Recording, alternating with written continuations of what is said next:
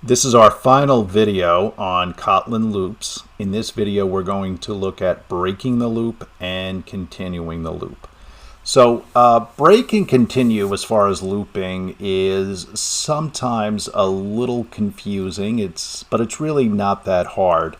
The break command breaks out of the loop completely, and then execution continues for the rest of the application.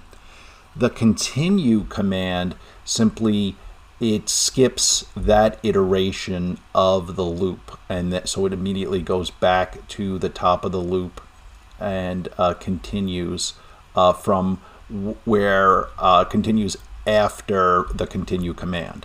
So it skips an iteration of the loop, but it does stay in the loop. As soon as the loop exits, then the application continues. So if we take a look here, we have a for loop, and again, we're going through the range. We're testing the value of, we're testing the value of value. If it's equal to 4, what we're going to do is break out of the loop, and we're going to send a little message, and that will take us completely out of the loop. So in this case, if we are looping or iterating 1 to 10, if we hit a value equal to 4, we'll break out of the loop. So it will only, this loop will only iterate 4 times if we're going through this range.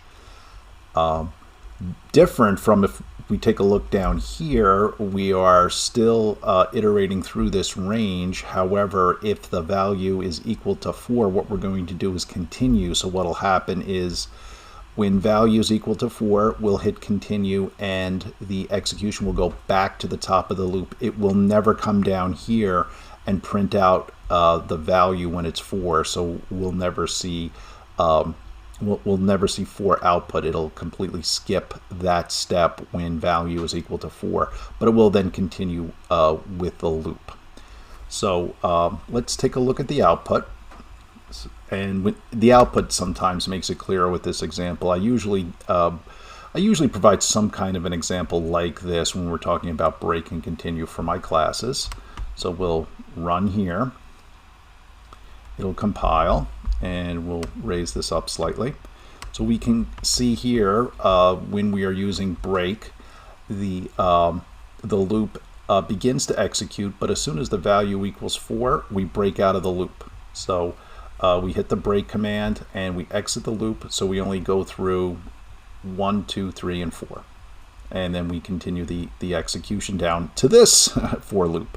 So with this for loop again, we reset our range, and as soon as value hits 4, we'll hit continue, and what happens is the execution will return back up to continue with 5, 6, 7, 8, all the way up through 10. So we can see the output here. 1, and obviously this if expression was false, so the value is output. Same with 2. Same with 3. However, when 4, notice there's no 4 in the output because continue was reached because this expression became true in the if statement, so we went back up, and then the next time we came down, the value of value was 5, so we can see 5 output, 6, 7, 8. Now we can I notice I have some output here commented out. I commented out for this example because sometimes it'd be confusing because you actually see something there. The output though is the output in the if block. It won't be this print value, but if we remove the comment here and then we come back up and we run, we'll notice that we will have some output after 3 and before 5. It just says that it's skipping that iteration of the loop. Let's try it. We'll right click here and run, and it's recompiling, and we'll see here I use the /t for tab, so we can see it did not execute this print line value, but it did execute up here. It's 4, and they're skipping that iteration of the loop. So thanks for watching this video on and this video block on Kotlin if statements and loops. And again, the difference between break and continue is break breaks out of the loop completely. Continue just skips a particular iteration of a loop.